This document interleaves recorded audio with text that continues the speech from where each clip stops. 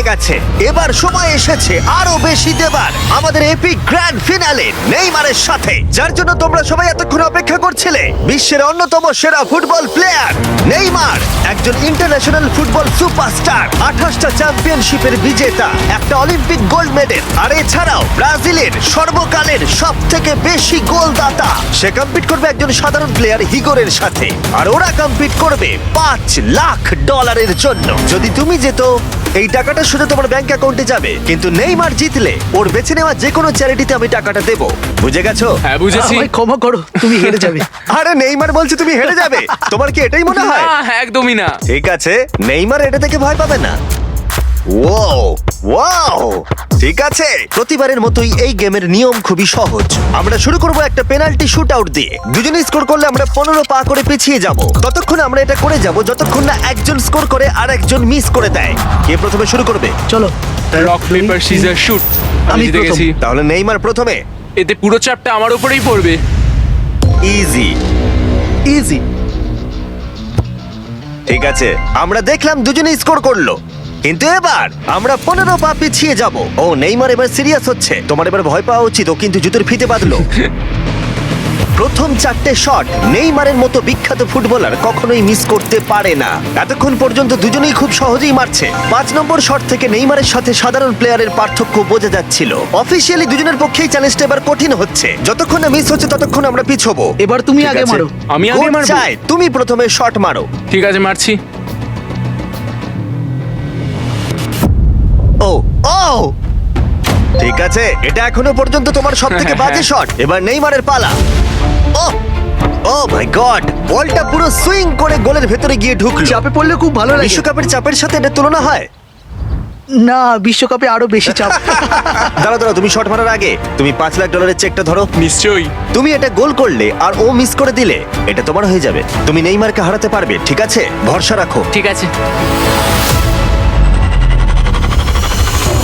ও না, নেইমারকে এটা গোল করতে হবে। যদি ও মিস করে তাহলে তুমি সুযোগ পাবে। মিস করো, মিস করো প্লিজ।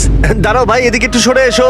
এই গোলটা তবেই কাউন্ট করা হবে যদি এটা বারের মধ্যে লেগে গোলে ঢোকে। না ঢুকলে এটা গোল নয়। নেইমার এতটাই ভালো যে ও বলছে গোলটা তবেই কাউন্ট হবে যদি বলটা বারে লেগে গোলে ঢোকে।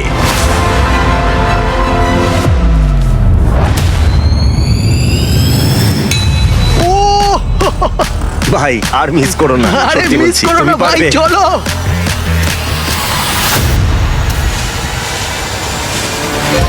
ঠিক আছে, ওর ভাগ্য ভালো যে নেইমার ওকে সুযোগ দিচ্ছে।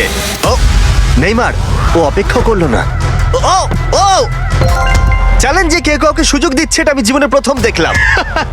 ঠিক আছে, এইবার আমি চাই নেইমার প্রথমে মারুক। সাধারণত নেইমারের বিপক্ষে একজন বিশ্বমানের গোলকিপার গোলের নিচে থাকে, কিন্তু এটা এখন খালি। ও মাই গড, ভাই তোমার জন্য আমার চিন্তা হচ্ছে, এটাই হয়তো শেষ তুমি সুযোগ। শুধু ওই আচ্ছা। ক্যামেরাটাকে টার্গেট করো, ঠিক দেখো আছে, বলটা ঘুরে নেইমার ঢুকে তোকে যাবে। খেলা শেখাচ্ছে। ক্যামেরাটা। হ্যাঁ। এই তো খুব ভালো, গোল হয়ে যাবে। দেখলে? ও পেরেছে! পেরেছি। আমরা অফিসিয়ালি এখন মিডফিল্ডে আছি। এরকমটাই চলতে থাকবে। রেডি হলি মেরে দাও।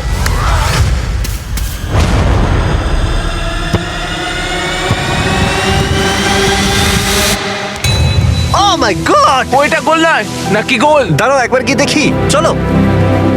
দাঁড়াও দাঁড়াও, এই দেখো, এটা অন দা লাইন আছে। বেশিরভাগটা কিন্তু লাইনের ভেতরে। এটা গোল। না, এটা পুরোটা ঢুকতে হবে। ও তাই নাকি? নেইমার এদিকে এসে দেখে যাও। না না, গোল নয়, গোল নয়। বলটা অন দা লাইন। না, গোল এটা নয়, গোল গোল হয়নি। হয় না। বল যদি লাইনে টাচ করে থাকে তাহলে টেকনিক্যালি গোল নয়। আর যেমনটা দেখতে পাচ্ছ এটা অন দা লাইন, তার মানে তুমি স্কোর করে দিলে জিতে গোল যাবে। মারলে জিতে যাবে। মিডফিল্ড থেকে এখন তোমাকে $5 লাখ শট মারতে হবে। হ্যাঁ। ঠিক আছে, মনে রাখো কিন্তু $5 লাখ বাজিতে রয়েছে। ওর জীবনের সব থেকে বড় শট। গোট নেইমার দেখছে হিগোর পারে কিনা।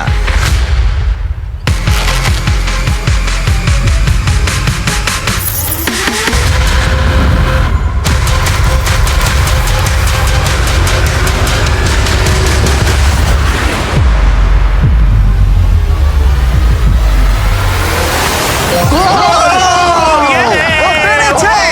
খুব ভালো! আমি পেরেছি। আরে ডলফিন কোত্থেকে এলো? আমি তো বুঝতেই পারছি না। আমি পেরেছি। তুমি পেরেছো ভাই, খুব মিষ্টি। ভালো। এই নাও তোমার $5 লাখ। Yes! তুমি জিতে আমি গেছো, খুব পেরেছি। ভালো। পেরেছি। পেরেছি ও, ভাই ও, হ্যাঁ হ্যাঁ এসব কি হচ্ছে? আরে ও কি খেয়ে নিচ্ছে? আমি জানি না কি হচ্ছে। সাবস্ক্রাইব